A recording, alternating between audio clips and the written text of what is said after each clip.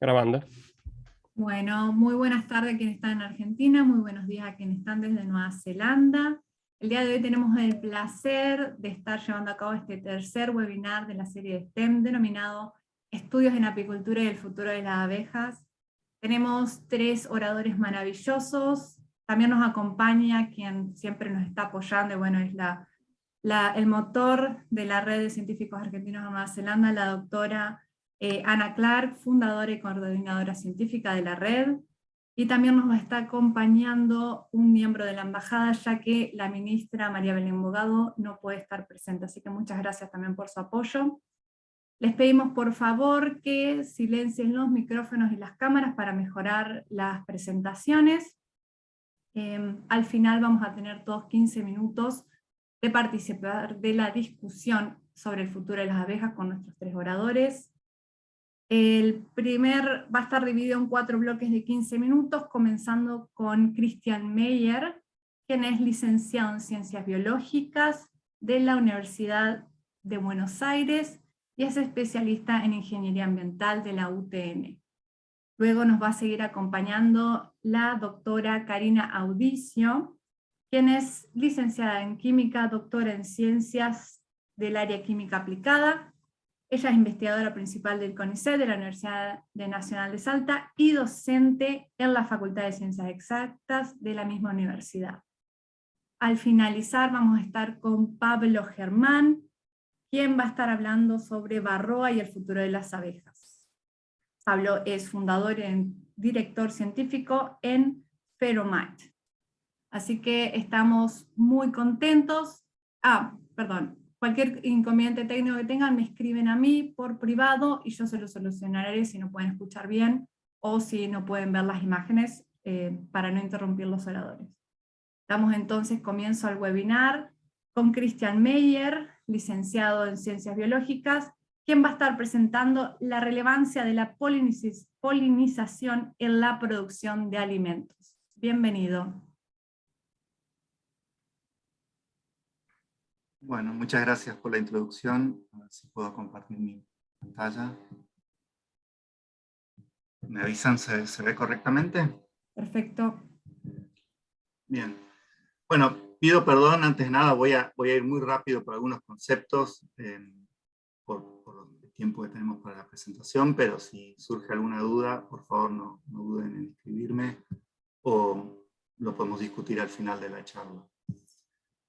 ¿Por qué nace BeeFlow? Bueno, BeeFlow fundamentalmente nace porque notamos que en los últimos años hubo grandes avances en muchas empresas de tecnología del sector del agro, pero la polinización había sido siempre un área que no había tenido un desarrollo importante. Es más, notamos que hay un gran conocimiento científico, académico, que no se transfería al sistema productivo. Y esto es muy llamativo porque más del 70% de los cultivos del mundo dependen de la polinización mediada por insectos. Ahora, cuando hablamos de depender de la polinización, no estamos hablando únicamente de rendimiento, como kilogramos por hectárea, sino que también hablamos de calidad de la fruta. Podemos ver que una fruta bien polinizada, digamos, tiene mejor forma, tiene menor prevalencia de enfermedades, pueden mejorar calidades nutricionales, digamos, hay muchos efectos positivos de una buena polinización. Y sobre todo, digamos, aumenta el valor comercial de esa fruta cosechada. Ahora, hay un dilema, que es que en los últimos años los cultivos dependientes de polinizadores aumentaron muchísimo más que la cantidad de colmenas disponibles para polinizar. Esto también se puede ver que los cultivos dependientes de polinizadores aumentaron muchísimo más que los cultivos que no dependen de polinizadores. Y en este caso se usa, digamos, la cantidad de miel producida como un indicador de la cantidad de colmenas. Y las cosas tampoco son fáciles para las abejas. Por ejemplo, en el caso de Estados Unidos, uno de los lugares donde, por ejemplo, nosotros más servicios desarrollamos, los productores pierden hasta el 40% de sus colmenas todos los años, y si bien esto no se observa en el número total de colmenas, no hay una disminución importante en el número de colmenas a lo largo de los años, esto se debe a que simplemente se divide con más frecuencia a las colmenas. Los apicultores se volvieron muy buenos dividiendo colmenas, pero los rendimientos totales en kilogramos de miel por colmena disminuyen significativamente.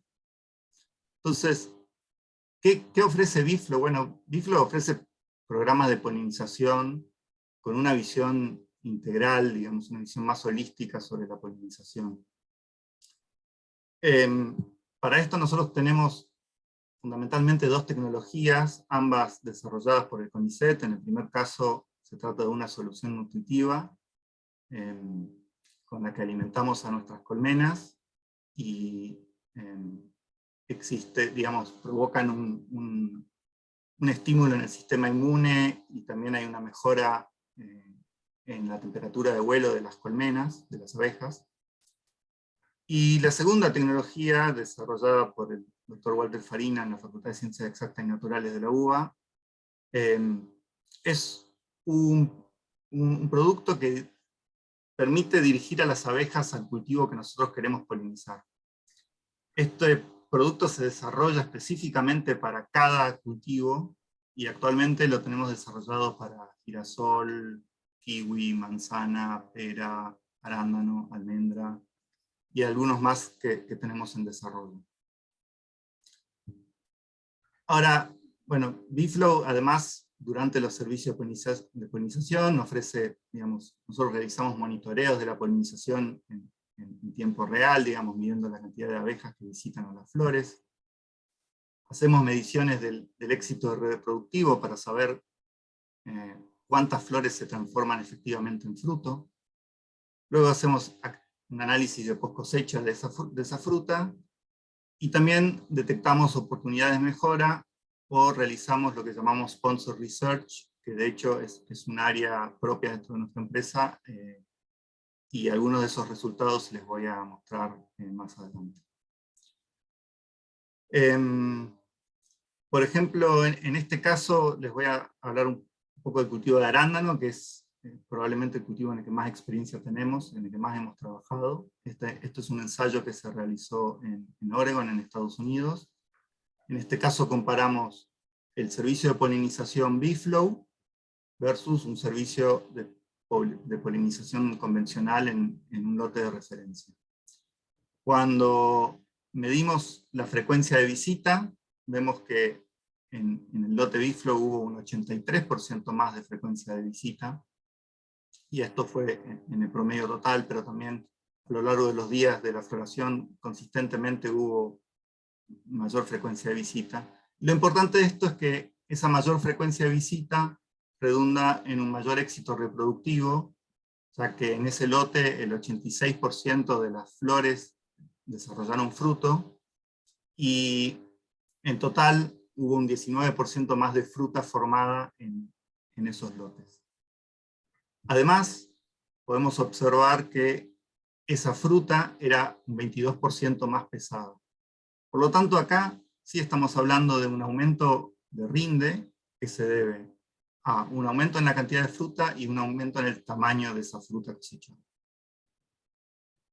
Ahora bien, también quiero contarles otro ejemplo, que sería el caso de frambuesa.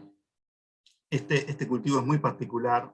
Esto ocurre en California, la producción es bajo túnel, y ocurre todo el año, y particularmente en el invierno hay una elevada prevalencia de un hongo llamado Cladosporium, que no afecta en sí a la fruta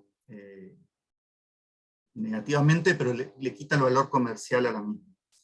Y esto se debe a que la frambuesa es una especie que libera mucho néctar, y en invierno, con las bajas temperaturas, menor actividad de las colmenas, más las dificultades del sistema de producción bajo túnel, hay una mayor cantidad de fruta con el hongo. Entonces, nosotros armamos un ensayo acá donde comparábamos la polinización brindada por nuestra empresa versus la polinización convencional que el campo venía teniendo en ese lugar.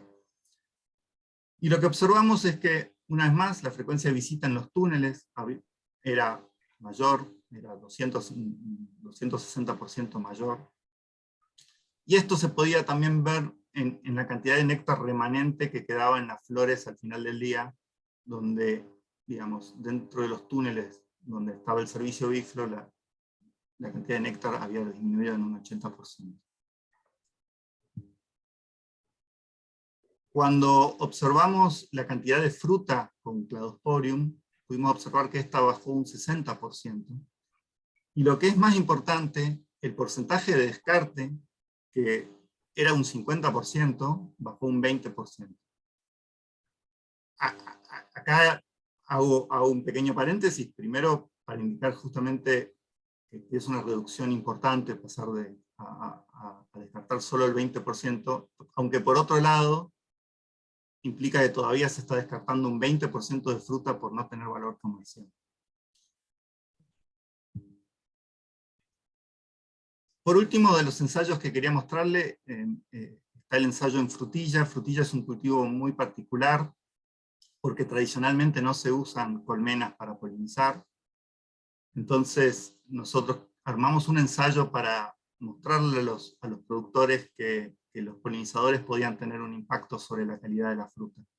En este caso comparamos 4 tratamientos distintos. Un tratamiento abierto, es decir, plantas que estaban accesibles a los polinizadores, una suplementación manual de polen,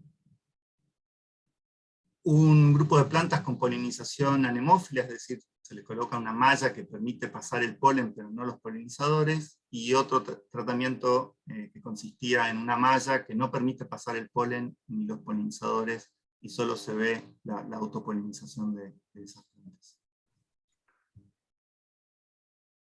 Acá se puede ver cómo es el setup del ensayo. Esto además lo hicimos en 2 sistemas distintos. Acá se muestra el sistema tradicional en suelo, pero también lo hemos hecho en cama elevada, que es un sistema más moderno de trabajo de sistema de frutilla, producción de frutilla. Lo interesante fue observar que las plantas accesibles a los polinizadores tuvieron frutillas más pesadas. De hecho, el peso en promedio fue un 19% mayor que plantas que solo recibieron polinización anemófila. Pero además, la fruta estaba mejor formada. A través de un índice de calidad de fruta, que mide el valor comercial de esa fruta, se puede determinar que las plantas con acceso a polinizadores tuvieron un 56% de fruta con mayor índice de calidad. Y esto determina el valor comercial de la frutilla. Con lo cual, incluso si el rinde no fuera diferente, el valor comercial de la fruta es mucho mayor, por tener una fruta más atractiva. Y en total encontramos un 33% menos de fruta mal formada en plantas que tienen el acceso a los polinizadores. Y acá, de vuelta hago un paréntesis porque es una parte muy interesante, es que la malformación de la fruta también se puede deber a hongos, y muchos productores creen erróneamente que la malformación ocurre principalmente por los hongos y no por un efecto de polinización. Y nosotros pudimos demostrarles que efectivamente una fruta bien polinizada tiene mejor forma. Y otro aspecto importante en este caso es que la frutilla es considerada uno de los cultivos más sucios, por decirlo de una forma, digamos, de mucha aplicación de agroquímicos. Y creemos nosotros que si los productores valoran el efecto de los polinizadores, pueden instalar prácticas de manejos agronómicos, sobre todo con respecto al manejo de agroquímicos, más amigables con los polinizadores. Disculpa, 3 Termino. minutos. Bien, perfecto, muchas gracias. Voy a terminar la presentación dando como una idea de lo que yo creo que es el futuro de la polinización. Definitivamente se va a ver una valorización de los servicios de polinización. Creo que va a haber mayor implementación de sistemas mixtos, donde pueda haber abejorros y abejas, o abejas con polinizadores nativos. Se va a avanzar en la utilización de otras especies de insectos como polinizadores. De hecho, nosotros y otras personas, otras empresas, están utilizando otros polinizadores también. Vamos a ver, por supuesto, plantaciones diseñadas específicamente para favorecer a los insectos polinizadores, y ojalá podamos ver una restauración y protección de hábitats para polinizadores nativos. También existen empresas ya que utilizan a la abeja como un vector de productos fitosanitarios. Creo que esto se va a expandir más en el futuro. Va a haber nuevas tecnologías para monitorear la polinización. Y después, seguramente va a haber también más desarrollo de variedades autopolinizantes, aunque acá aclaro que sean autopolinizantes no quiere decir que no tengan igual un beneficio de usar abejas o algún otro polinizador para mejorar la calidad de la fruta.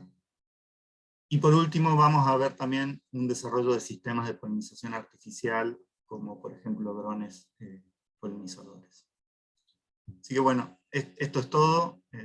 Gracias por el tiempo, y una vez más estoy abierto a cualquier consulta o discusión que pueda surgir. Muchísimas gracias, Cristian. Al final todos van a tener la oportunidad de hacer preguntas, me imagino estar ansiosos, pero ahora continuamos con la doctora Karina Audicio, quien está al frente del Laboratorio de Bacteriología Aplicada INCE CONICET de la Universidad de Salta, con su presentación denominada Bacterias Gram positiva con propiedades beneficiosas para la abeja malífera. Por favor, Karina. Bueno, muchas gracias por la invitación. No sé si ya están viendo mi presentación. Sí, perfecto. Bien.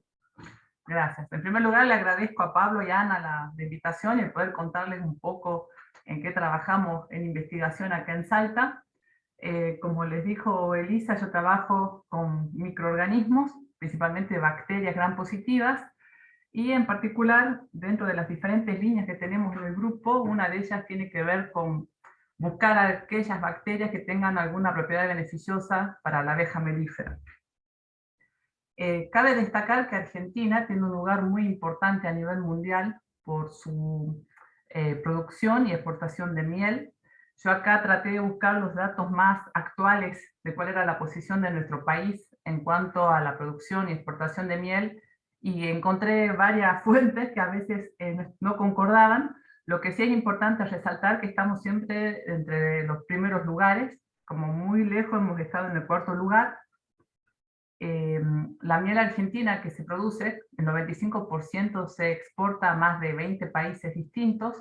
Los principales destinos son Estados Unidos, Alemania y Japón. Y un detalle interesante es que nosotros somos muy buenos productores y exportadores de miel, pero no somos buenos consumidores de miel. Con suerte se llega aproximadamente a un consumo de 180 a 200 gramos de miel per cápita anualmente en Argentina, mientras que los países que nos compran miel, Japón, Estados Unidos, Alemania, llegan a consumir 1 kilo de miel per cápita por año.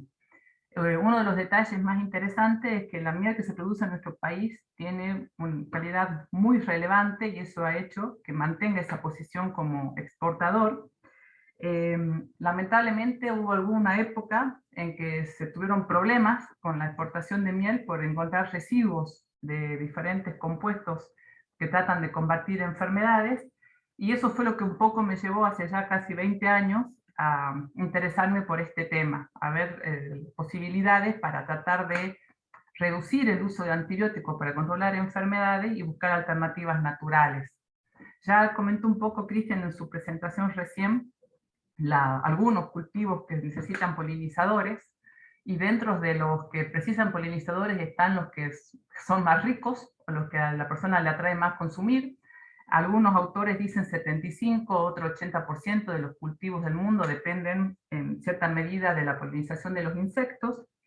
Y si las abejas, los abejorros, moscas, mariposas u otros polinizadores no aportaran su ayuda, como acaba de presentar Cristian, más allá de tener menor cantidad de frutas, también la calidad se ve modificada.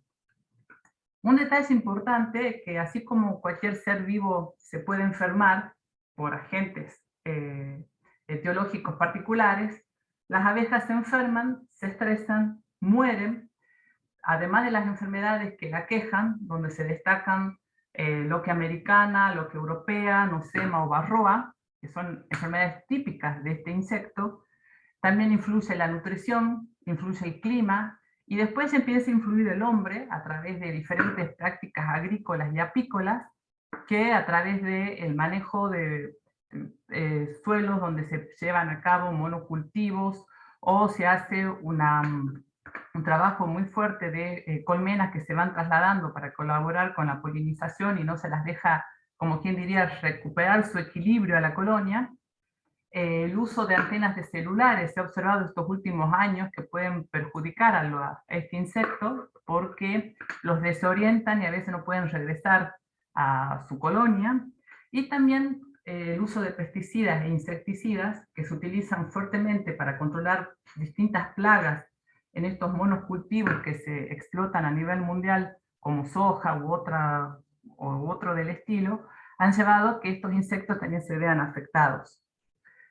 Un detalle interesante, haciendo analogía con lo que se suele pensar para el ser humano u otro animal, es pensar en la microbiota de este insecto, porque se ha observado que la microbiota de un ser vivo es muy importante en su estado de salud.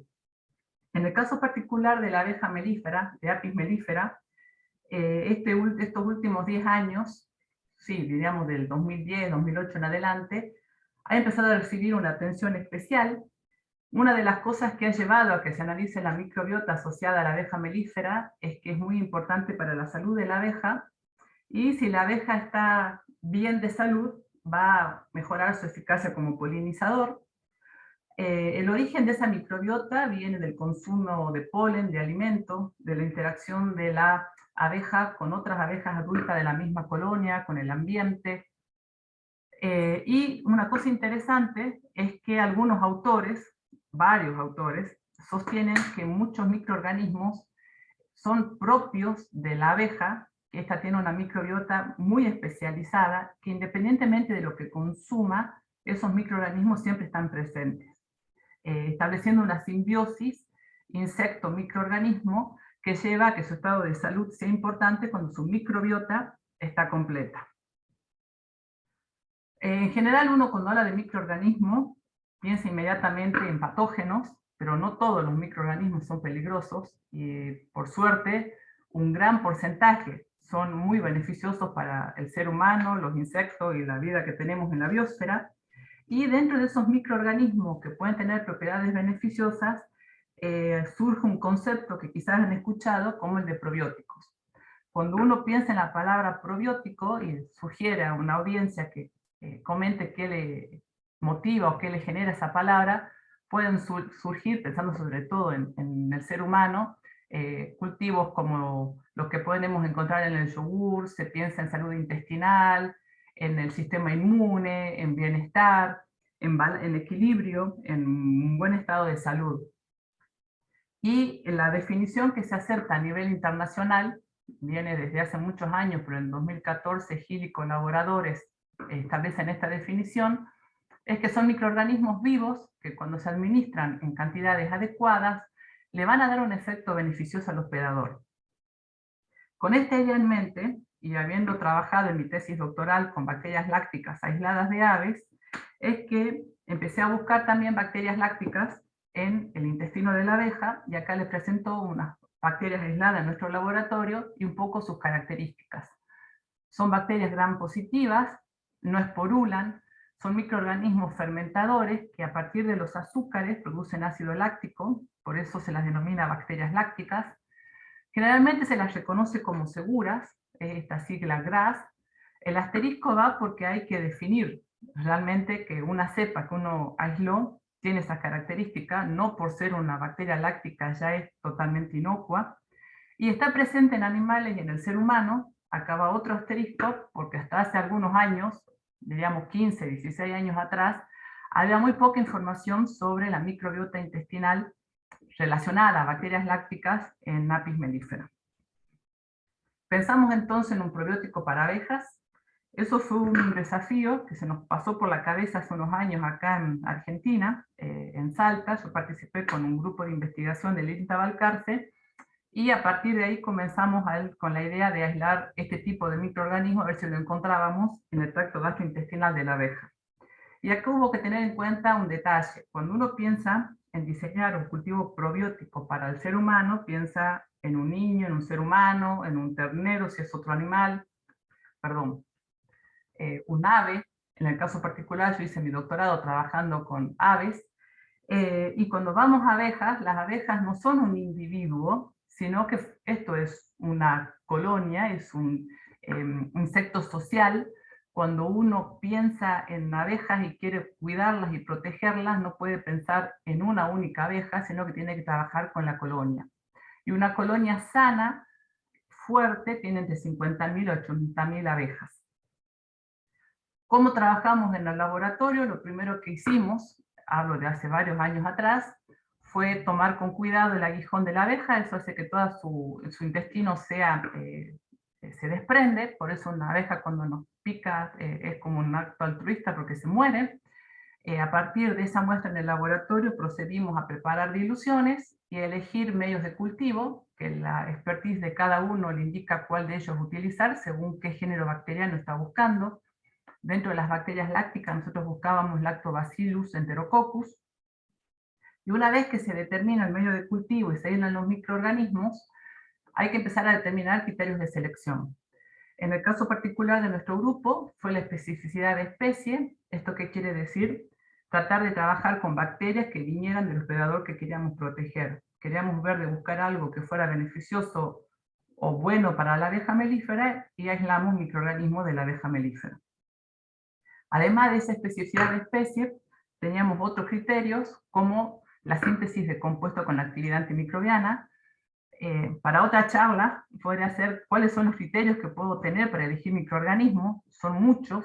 En particular, nosotros trabajamos con síntesis de compuesto con actividad antimicrobiana, ácidos orgánicos, bacteriocina o síntesis de lipopéptidos, y en el laboratorio hicimos algunos experimentos in vitro, determinando si podíamos inhibir Penibacillus larvae, que es una bacteria gram positiva esporulada, que produce enfermedades bastante graves en la abeja en su estado cuando está en estado de larva. Una vez que se determinó la cepa y se la eligió por un dado criterio, estudiamos esa bacteria. Acá les presento una microscopía electrónica de barrido y de transmisión de un Lactobacillus.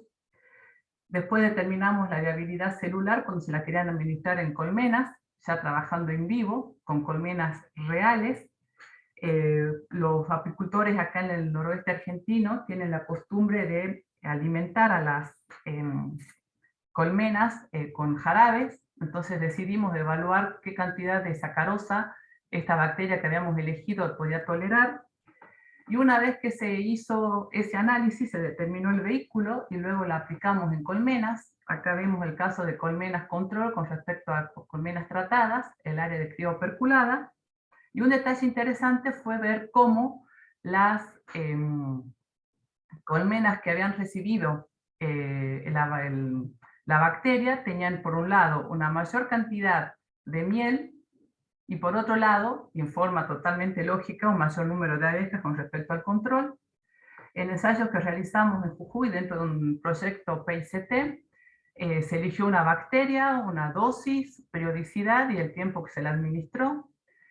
Se trabajaron con apiarios de apicultores totalmente, diríamos, formados, no desde el punto de vista científico, sino apicultores. Los diferentes círculos le pueden indicar la distancia que había entre apiarios, con diferente clima, diferente flora, con diferente manejo, porque acá también dependíamos del manejo del apicultor. Y en particular solo les voy a presentar los resultados que obtuvimos con el rendimiento en miel. Les adelanto que hasta el momento que hicimos estos experimentos no había publicaciones a nivel internacional donde se evaluara el impacto de una bacteria en particular en una colonia y se viera qué pasaba con la producción de miel. Yo acá les resumo, pensando el tiempo que tengo para hablar y para no entusiasmarme, nosotros trabajamos no solo con lactobacillus, sino también con bacterias del género Bacillus, y por otro lado, con un grupo de investigación de Mar del Plata, de Argentina, evaluamos qué podían hacer los metabolitos que podían sintetizar algunas de estas bacterias. Un detalle interesante es que cualquiera de estas cepas, y tenemos más cepas en el laboratorio, produjeron un mayor número de abejas, estimularon la postura de la reina, al haber más abejas tuvimos más miel, y también se observaron, desde el punto de vista del sanitario, una reducción en los niveles de nosema y una menor incidencia de varroa forética. Bueno, muchas gracias por la atención. Muchísimas gracias, doctora, maravillosa. Otra presentación. Ahora le damos el paso al doctor Pablo Germán. Pablo es director científico en Feromit y el día de hoy va a estar hablando de cuál es el futuro de las abejas. Sería Feromit ha patentado un tratamiento novedoso para tratar a la varroa con el potencial de proporcionar a los apicultores una nueva herramienta. Él va a estar comenzando a discutir si es suficiente y cuál es el futuro de las abejas. Adelante, doctor.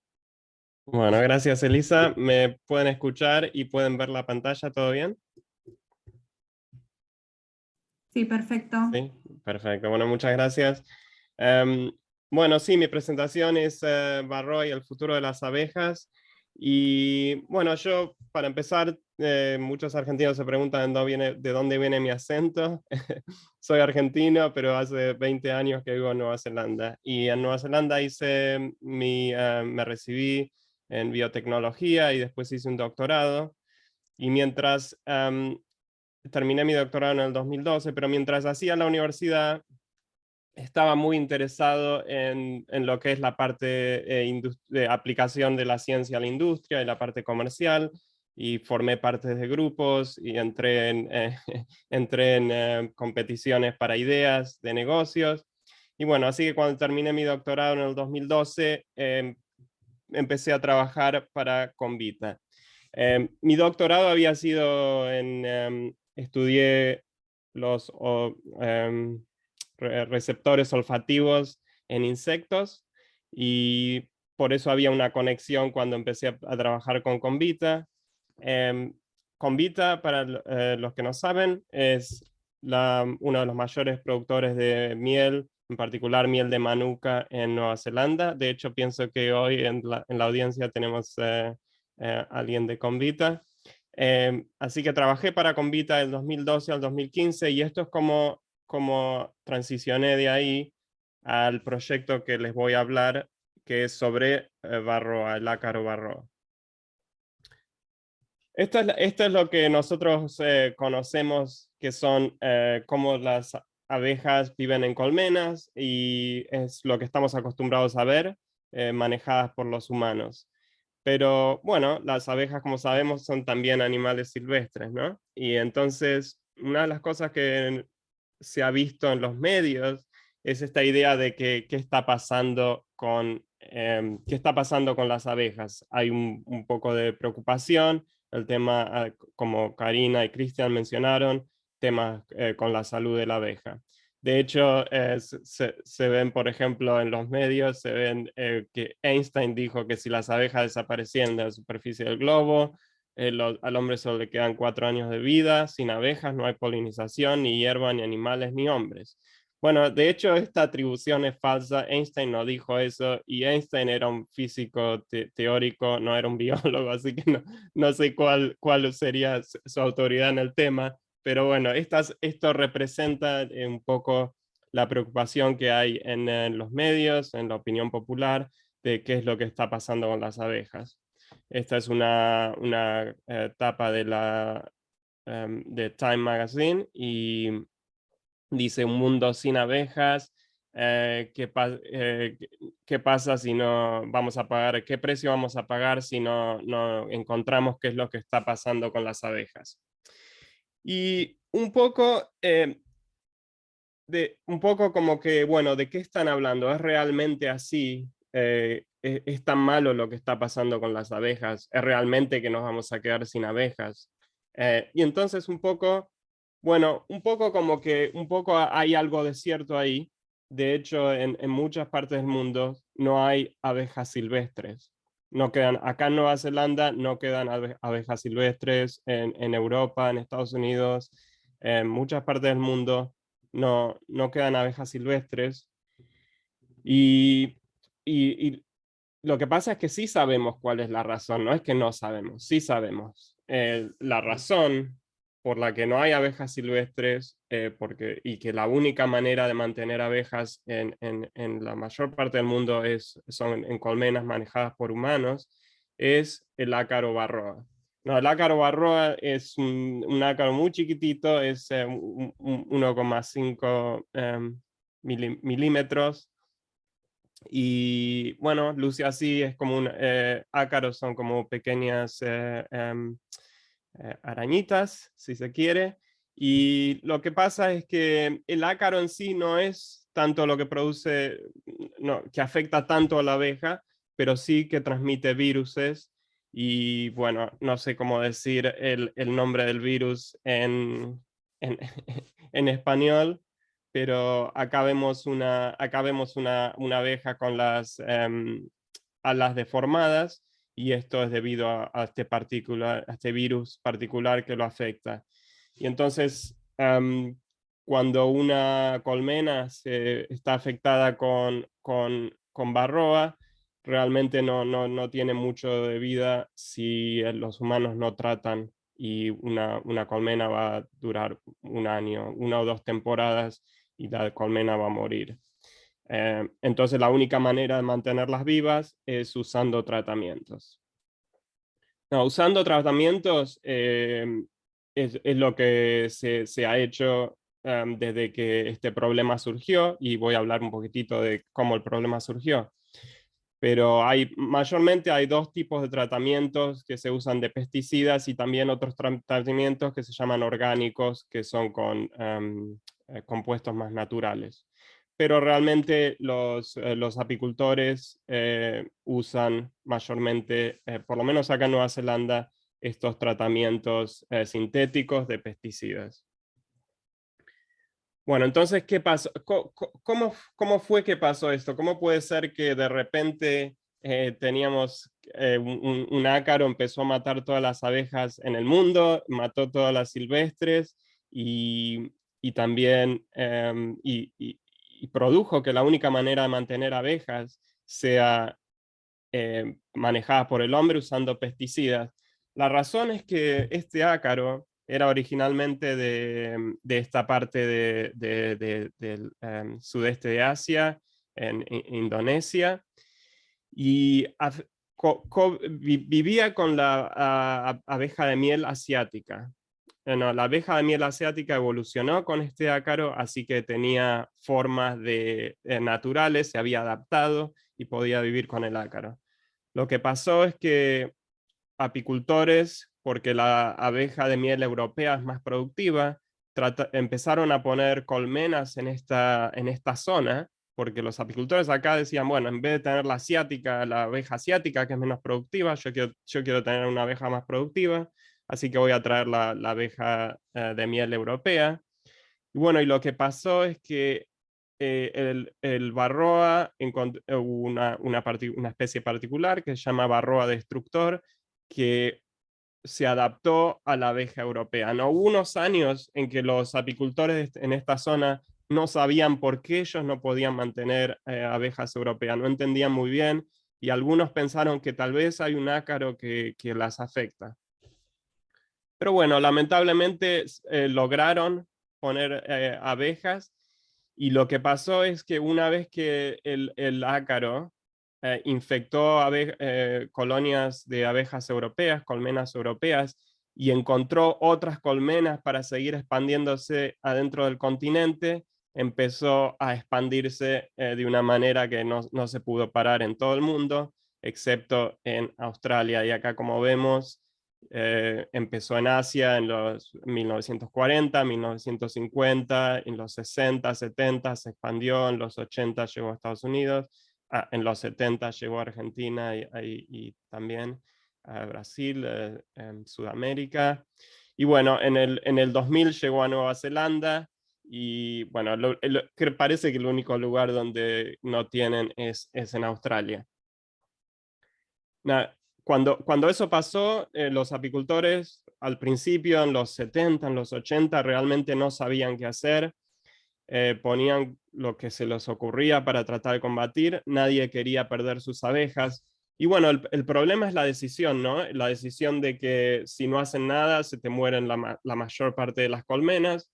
Los apicultores no iban a dejar que eso pase, entonces empezaron a buscar formas de tratar. No, lo que pasó ahí entonces es que ahora, haciendo de esa manera, lo que pasa es que lo hacemos a las abejas dependientes del tratamiento de los hombres, porque las abejas no se adaptan. Si nadie hubiera hecho nada, se hubieran muerto la mayor parte de las abejas, pero las pocas que sobrevivían hubieran estado adaptadas. Al tratar, las estamos dejando que sean dependientes del tratamiento. Entonces, hay abejas silvestres se murieron en la mayor parte del mundo y las colmenas manejadas por hombres necesitan el uso de pesticidas. Esto ha producido que, si la gente se pregunta, bueno, ¿qué pasó con las colmenas? De hecho, las colmenas en el mundo están creciendo y esto es 80 millones de colmenas en el 2013. Había 50 en el 1960, así que a pesar de Varroa, las colmenas, el número de colmenas se expande en el mundo y el número reciente que yo miré, estamos en 100 millones. Quiere decir que las abejas manejadas por el hombre siguen expandiéndose.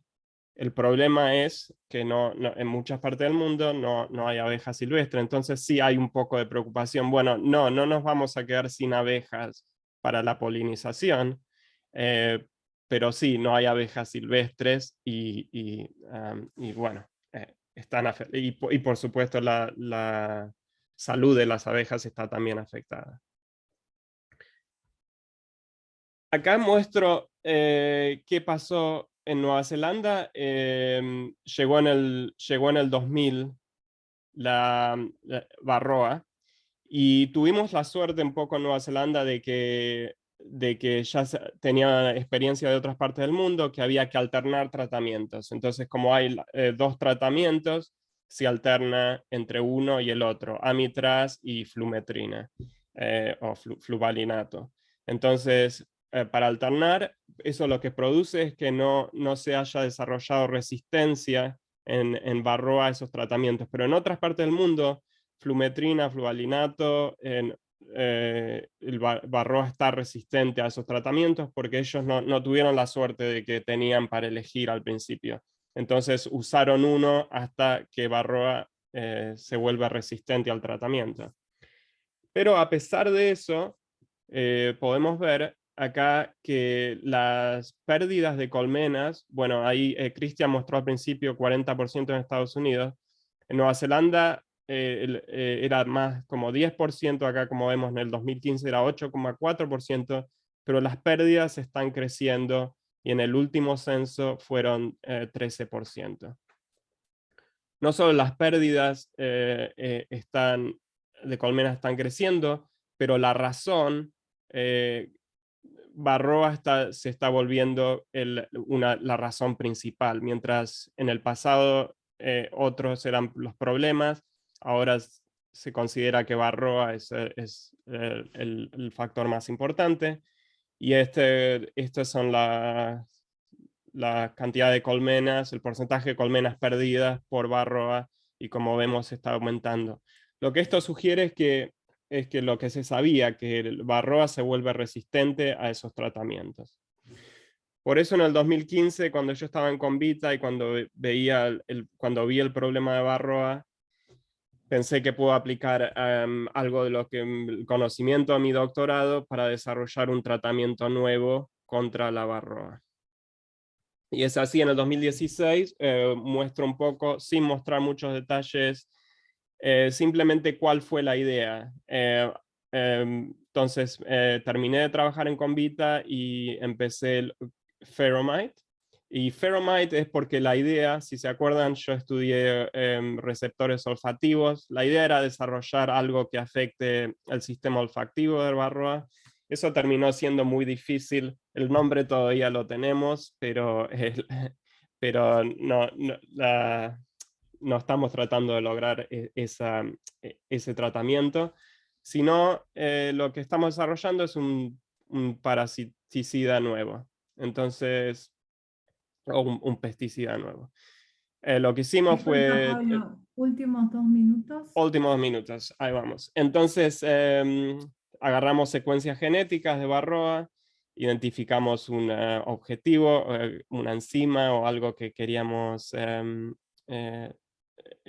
bueno, ahí es donde ahí donde la traducción al español se me corta. Bueno, de ahí simulamos eso en una computación con un químico computacional, donde puede probar compuestos en el objetivo que estamos tratando de afectar.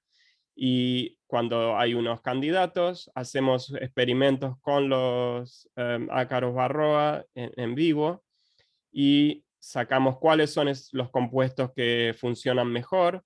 Hacemos química medicinal para mejorar esos compuestos y hacerlos más efectivos. Y ahí es lo que tenemos un pesticida, un candidato. Y esto es la etapa en la que estamos. Y acá hemos patentado unos compuestos que nosotros creemos que tienen potencial como pesticidas. Y bueno, ahora lo que falta es hacer estudios de campo y algún día tal vez haya un premio. Esta es la parte, la que viene es la parte más cara, estudios de campo, y eso es muy difícil de hacer para nosotros. De hecho, no lo podemos hacer, y lo que estamos tratando de hacer es si alguna compañía que tiene suficientes recursos para hacer estos estudios está interesada en llevar estos pesticidas adelante. Lo que sí sabemos es cuál es el futuro de las abejas. Lo que sí sabemos es que hay una preocupación en el tema de que cuando traemos abejas de miel a un bosque para, por ejemplo, colectar miel, acá en Nueva Zelanda la miel de manuka es muy popular. ¿Qué pasa con las abejas nativas? Y empieza a haber preocupación de que no solo la miel de abeja está afectada, pero traer mieles de abejas a un bosque puede afectar las abejas nativas, y estas son más o menos 20 abejas nativas en Nueva Zelanda. Entonces planteo acá cuál es el futuro de las abejas, y cuando me refiero a cuál es el futuro, no solo a la abeja de miel, que es la manejada por el hombre, pero que también cuál es el futuro de las abejas silvestres, se están afectando o no. Y hemos visto unos productos donde dicen que porque es miel artificial y es buena para las abejas. Y entonces tal vez este es un buen punto para mí para plantear esta cuestión: ¿cuál es el futuro de las abejas? Obviamente Cristian mencionó la polinización, en colección de la miel, y qué está pasando con las abejas silvestres.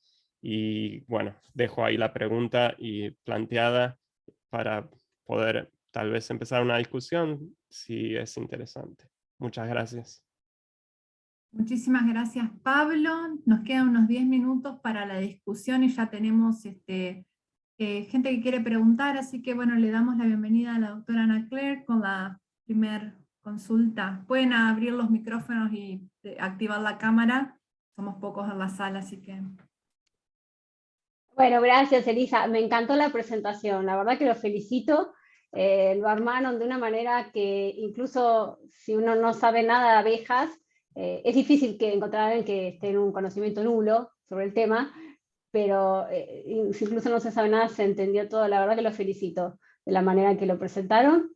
Y yo le decía recién a Elisa en el chat que sí, que tenía unas preguntas.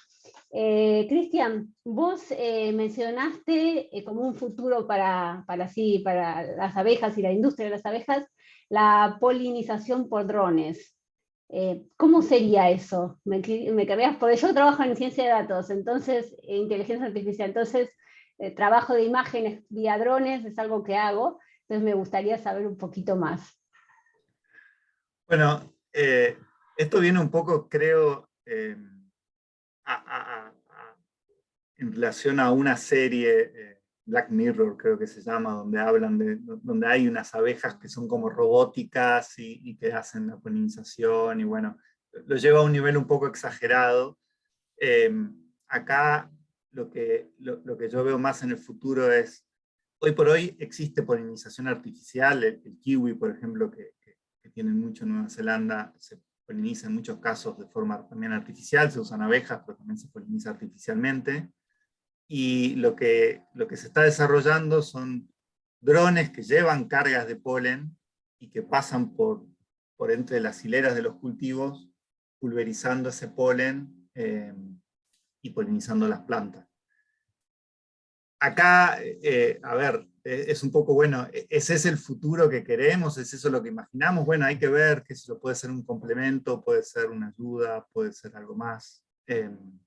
Pero sí, eso está, creo que está todavía en etapa de desarrollo, y si no me equivoco, es una empresa de Estados Unidos, una empresa de California que está empezando con esto. Gracias. Y otra preguntita. Pablo, vos mencionaste ahí en un lindo gráfico que Australia no tiene el ácaro barroa. ¿Eso hay alguna razón? ¿Eso se debe a los controles que tienen ellos en las fronteras para el ingreso de todo lo que es materias primas? Bueno, todo, te revisan. ¿Eso se debe a esos controles o hay otros motivos, otras razones naturales del ambiente, del país? No, es los controles. Y también teníamos los controles en Nueva Zelanda, lo que pasa es que es muy difícil poder controlar todo lo que entra, y entonces acá se metió, mientras en Australia por ahora lograron mantenerlo por afuera. Hubo muchas veces donde tuvieron alertas, donde pensaron, ups, tenemos barro acá, pero lo manejaron y lo controlaron. Gracias. La verdad los felicito. Un placer escucharlos. Gracias. Alejandro Gibson creo que tenía una pregunta. Estaba por ahí, si quiere directamente abrir el micrófono. Buenos días, mi cámara está bloqueada por el host, pero... Sí, mi nombre es Alejandro, yo trabajo para Convita, como Pablo decía, hay alguien de Convita acá, trabajo para la parte de apicultura. Hace 10 años que estoy involucrado con la actividad de producción de manuka en Nueva Zelanda. Tengo preguntas para todos. Cristian, estabas hablando del valor comercial y la malformación de la frutilla por la polinización. ¿Hay algún estudio hecho en kiwi fruit? Nosotros estamos involucrados mucho en la colección de polen para estos drones que vos estás hablando en este momento. ¿Vos calculás que eso va a tener algún impacto en el valor comercial de la fruta? Yo creo que sí, que tiene impacto en el valor comercial. Nosotros hemos hecho ensayos acá con polinización en kiwi. Yo justamente vivo en Mar del Plata, que es la zona productora de kiwi de Argentina. Y la abeja tiene un comportamiento especial en el kiwi. Yo no sé, no tengo la experiencia de trabajar en Nueva Zelanda, pero sí acá en Argentina es un poco impredecible a veces el trabajo de la abeja, digamos. A veces visita el kiwi, a veces no. Pero sí puedo dar fe que cuando hay una buena actividad de abejas en los cultivos, eso se ve en la forma que desarrolla el kiwi, ¿no? Esa forma atractiva, comercial, especial que tiene, que un productor puede describir seguramente mejor que yo, pero una forma como cilíndrica, especial. Y para países que fundamentalmente se basan en exportación, que creo que también es el caso de Nueva Zelanda, hay un incremento importante del valor que cobra el productor por ese kiwi bien formado. Hoy por hoy creo que una de las mejores combinaciones son las dos cosas, es decir, la abeja y el sistema de polinización artificial. Por supuesto, eso tiene un costo elevado para el productor, pero es lo que mejor funciona para mejorar la calidad de fruta. Gracias, Cristian. Tenía una pregunta para Karina también, hablando de las bacterias que ella está hablando. Veía que ¿cuál es el método de aplicación para esta bacteria? ¿Estás hablando de una vez por mes, por 5 meses? ¿Es algo que es fácil de hacer? ¿Y se puede hacer en escala? ¿Cómo funciona? Sí, nosotros hemos trabajado con apicultores de diferentes partes de Argentina, de Jujuy, de Salta, de Santa Fe, y cada apicultor con los que hemos trabajado tuvimos la ventaja o desventaja de que eran apicultores reales, que no hacían investigación. Entonces, por ahí les pedíamos que aplicaran una vez al mes en su colmena, para después poder tener resultados y poder analizarlos para un artículo o sacar alguna conclusión. Y el cuello de botella sería la producción de biomasa a mayor escala, pero la aplicación para el apicultor no es algo complejo. Hemos tenido resultados muy interesantes con diferente manejo, con diferentes tipos de abejas, clima, flora. Es una única vez que se va a la colmena. Hemos probado durante un año entero, probamos 6 meses, 5 meses, en el ingreso a la invernada, y en algún momento se nos ocurrió generar un EBT para producir biomasa, con una aplicación entre otras para abejas, pero bueno, yo sé que soy más investigadora que emprendedora, así que si alguien está interesada, yo toda la parte científica, el conocimiento lo aporto. No sería algo difícil, así como se tiene Actimel, Activia o todos esos productos probióticos para el ser humano, en forma similar se puede hacer para la abeja. La administración no es compleja. Hemos trabajado con apicultores que tenían alimentadores tipo Doolittle y lo aplicábamos ahí, después sobre los marcos de cría, o con azúcar, sin azúcar. No hubieron diferencias significativas en la efectividad que tenía luego el microorganismo cuando llegaba a la abeja. Gracias, porque veo la diferencia en los cuadros de cría que vos mostraste, es bastante impresionante. Sí, algo hace la abeja que estimula la postura, y al estimular la postura hay más abejas y hay más miel. Gracias. Pablo, pregunta para vos. Vos estabas hablando que las pruebas de campo son la parte más complicada para tu producto. Comunícate conmigo, yo creo que podemos probar. Tengo algunas colmenas que podemos usar. Siempre y cuando tu producto esté aprobado por los MPI en Nueva Zelanda. Claro. Esa es la traba. Para conseguir esa aprobación hay que primero hacer estudios de si el producto es tóxico, si deja residuos y todo eso, que bueno, sí. No es fácil. No es una decisión que yo pueda hacer personalmente, pero si el producto está aprobado, definitivamente podemos hacer pruebas a gran escala. Bueno, muchas gracias. Gracias. Bueno, estamos en tiempo.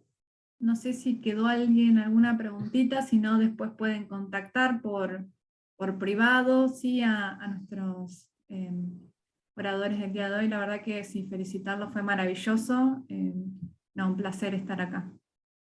Ana. Sí, como les dije antes, coincido con Elisa, les agradezco enormemente la participación y el armado que hicieron con Pablo del seminario, del webinar. Así que bueno, la verdad que fue maravilloso, va a quedar grabado, lo vamos a poner en el canal, primero lo ponemos en el canal de YouTube y lo conectamos desde nuestro sitio web. Así que si hay alguien que por ahí conocen que no se pudo conectar o tuvo algún problema, lo va a poder ver. Y si quieren estar en contacto, bueno, los oradores todos tienen nuestros email, y los que compartieron el webinar habrán recibido el email desde nuestra red, así que nos pueden contactar, y si quieren contactar a Pablo, a Cristian o Karina, si les parece los ponemos en contacto con ellos. Perfecto. Y bueno, ahí dejo de